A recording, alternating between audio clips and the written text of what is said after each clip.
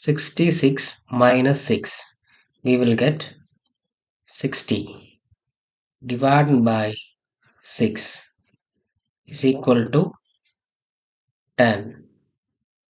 But this answer is completely wrong because we does not follow the order of operation called PEMDAS.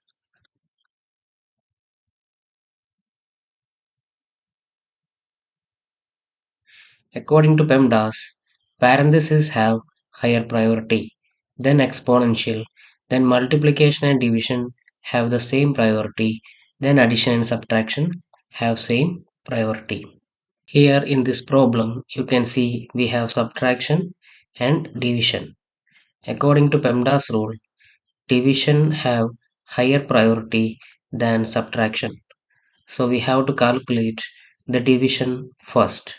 6 divided by 6, we will get 1. We already have 66 here. 66 minus 1, we will get 65. So 65 is the right answer.